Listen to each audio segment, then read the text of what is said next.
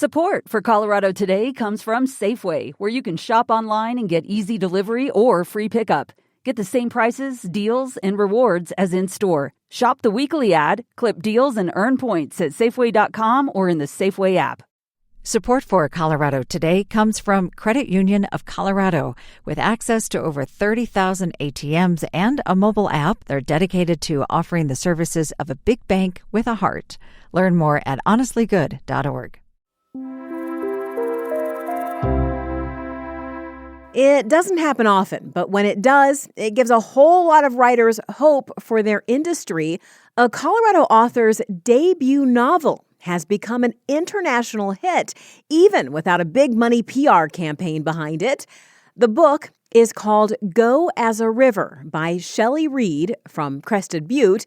It's a fictional tale set in the extinct town of Iola in Gunnison County. Reed wrote it after retiring from 30 years of teaching at Western Colorado University. Her novel was first published a few years ago, and it has now sold more than 1 million copies. If you're interested, we have a link to a Colorado Matters interview with Reed in the show notes. I'm Bazi Kanani.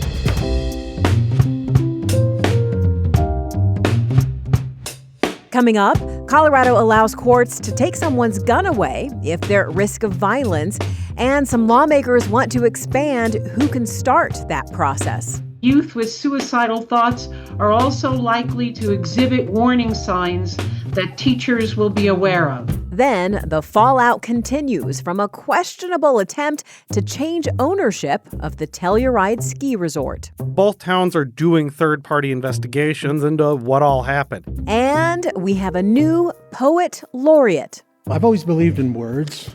I believe that words have a power to change the landscapes of hearts and minds. It's Thursday, January 29th. Here's the news in Colorado today. Hundreds of Coloradans considered a risk to themselves or someone else have had their guns taken away, at least temporarily, in the past few years. That's because of the state's red flag law. When it started, only law enforcement, family members, and roommates could file to have someone's guns removed. But lawmakers have expanded that list in recent years, trying to capture the range of people who might be aware before a tragic situation occurs. This year, they're looking to expand again in some major and controversial ways. KUNC's Lucas Brady Woods was at the bill's first hearing earlier this week and joins us now. Hi, Lucas. Hi there. Red flag petitions are officially called extreme risk protection orders. How would this law change who could seek them? Well, the biggest change is that institutions would be able to seek a red flag order. What that means is instead of an individual doctor, for example, filing a petition because they're concerned about the mental state of their patient, the actual healthcare organization they work for could do it. And backers say that will help protect people, these individuals that would otherwise be filing the protection orders, and potentially make them more willing to take the step if they're worried about someone being a danger. So certain types of organizations could ask the state to take someone's gun away. What else? Another interesting change it would make is that people could file for a red flag order if they believe a child in a home is at risk of using a gun to commit a shooting or to take their own life. At the hearing, did you hear stories about specific situations where an expanded red flag law might have made a difference? Yeah. Several people brought up the Evergreen High School shooting, which happened back in September. And, it's worth noting that at this point, we still don't know how the shooter got the gun that he used. But, there was speculation at the hearing that maybe expanded red flag orders could have helped. This is Evie Hudak with the statewide PTA. Teachers spend a lot of time with our children and are aware of their potential for violence. Studies show that in many cases, the people who commit school shootings are connected with the school, and they nearly always exhibit warning signs. This was true in the recent shooting at Evergreen High School. And I didn't say it before, but schools and colleges are some of the institutions that would be able to file these. Second Amendment groups have opposed the red flag law and definitely oppose expanding it. What have you heard from them? They are really concerned that the law could be used maliciously or excessively to take away someone's guns. Ray Elliott is the president of the Colorado State Shooting Association, and he said he already lives in fear of the red flag law being used against him. When I underwent a traumatic operation on my right eye, I carefully measured every word about my health and mental state, fearing a doctor might misinterpret my natural nervousness and grief as a threat and petitioned to remove my family's firearms, leaving my wife defenseless. They also say that when a constitutional right is at stake, in this case, the right to bear arms, there needs to be a really robust legal process before the state takes away that right. And they just don't think the law right now offers that. How often are courts granting red flag orders? So in the first 4 years the state has had these orders, that's 2020 to 2024, there were nearly 700 red flag petitions filed with the courts.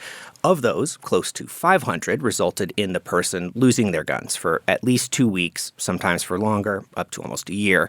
One interesting statistic the state shared is that when law enforcement seeks a red flag order, it's almost always granted. But when other people, like family members, roommates, etc., seek them, they're much less likely to succeed. Thanks, Lucas. Thank you. Southern Colorado finally saw some real cold and snow last weekend, but in Telluride, the political drama is still white hot. An effort to buy a controlling stake in the town's ski resort just failed in spectacular fashion, ending in 2 resignations, an official on administrative leave, and a pair of investigations. And that's on top of a labor dispute that's still simmering between ski patrollers and the resort. CPR's Tom Hess is here to walk us through all the drama. Tom, why was the resort up for sale in the first place? Well, it's not clear that it ever truly was, but a lot of people would like to see it under new ownership. The resort's owner is 81-year-old billionaire Chuck Horning. He's been a somewhat controversial figure since he bought it in 2005. There's a website called Chuck that you can go to that's sort of taken aim at him. Critics say he can be unpredictable. He hasn't paid for funding for the gondola that connects the resort to the town. He's been out on affordable housing funding. There's been some disputes over water fees. And last month, 2 local officials, the mayor of Mountain Village and the mayor pro tem of Telluride, flew to Horning's home in California and tried to convince him to sell 51% of the resort to a group of investors. And for those who aren't familiar with the area, Mountain Village is a little town right next to Telluride. And I'll note, when I say little town, it's a place where many of the rich and famous reside.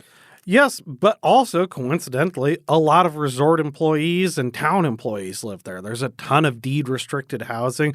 Both Telluride and Mountain Village border the resort and are heavily reliant on it for their local economies. The 2 are even connected by this gondola. So the town officials were basically fed up with how the resort was being run and took matters into their own hands? Indeed, there's been friction kind of on and off for years, but really this boiled over during that recent labor strike you mentioned. Ski patrollers walked off the job a few days after Christmas over wage disputes. Their union had been pushing for a 20% increase in salaries. And I should note at this point that the mayor of Mountain Village, one of the people who flew up to make this offer, is herself a ski patroller. Now, in response to the strike, Horning, the resort owner, decided to shut the whole place down right in the middle of the holidays. And that's typically a really important time for ski town economies. Correct. And this was coming into a winter when Mountain Village was already expecting less revenue from the seasonal travel. So having the mountain shut down caused quite a rift, which was evident on any number of Facebook community pages in the area. So the communities were mad about the ski area shutting down. They've been unhappy with the current owner for a long time. How did the local officials end up in hot water then for trying to change the situation? Essentially, it's a conflict of interest issue. These 2 officials, Marty Prohaska, she was the mayor of Mountain Village, and Meehan Fee, the mayor pro tem in Telluride, they've maintained that they were acting as private citizens, but of course, it's kind of hard to keep that line clear when you're an elected official for a community with a big stake in a deal like this. Plus, there was an offer sheet that was leaked online, and parts of that offer sheet included deals that would have involved both town councils. For example, negotiating an end to the strike that at that time was still ongoing. Sounds like after news of that meeting and the details of a potential deal leaked, that's when the resignations started? Indeed, both Prohaska and Fee have since resigned, and both towns are doing third-party investigations into what all happened. Here's Scott Pearson, he's the mayor pro tem for Mountain Village, on why they're still moving forward with those inquiries. We need to understand what happened so that we can determine an appropriate response, and we believe the people of Mountain Village deserve transparency.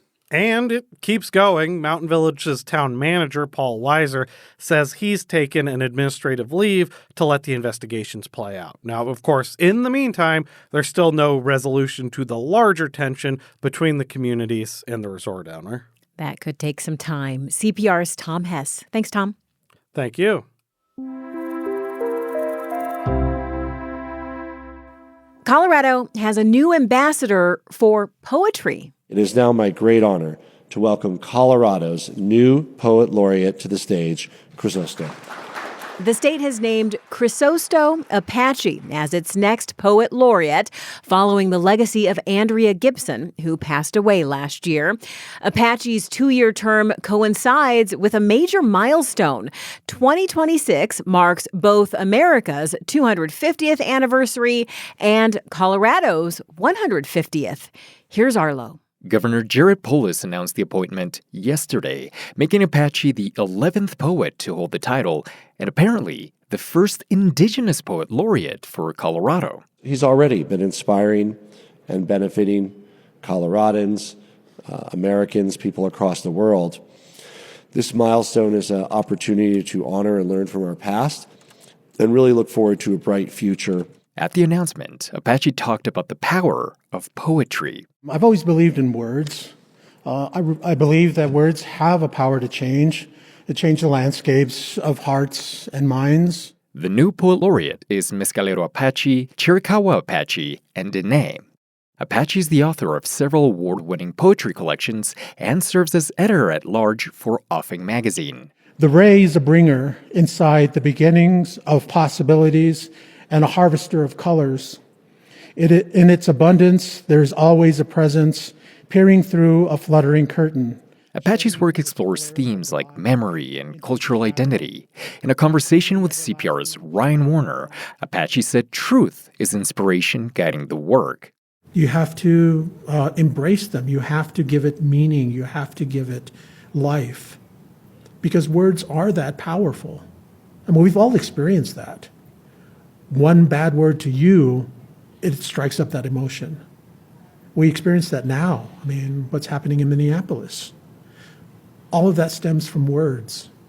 And people are not careful enough to consider how impactful words are.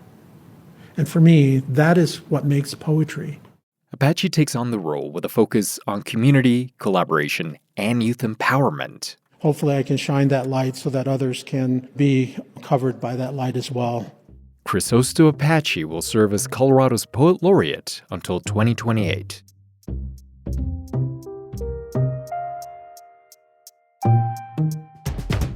Reporting for today's show also came from CPR's Ryan Warner, Ray Solomon, and Stina Sieg.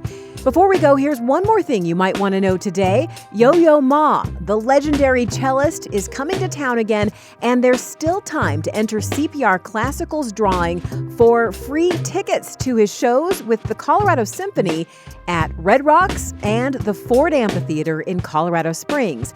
You can find the link to that in the show notes. I'm Bazi Kanani. This is CPR News.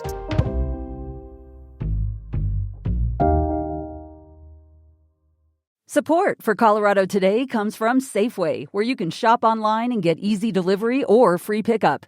Get the same prices, deals, and rewards as in-store. Shop the weekly ad, clip deals, and earn points at Safeway.com or in the Safeway app. Support for Colorado Today comes from Credit Union of Colorado. With access to over 30,000 ATMs and a mobile app, they're dedicated to offering the services of a big bank with a heart. Learn more at honestlygood.org.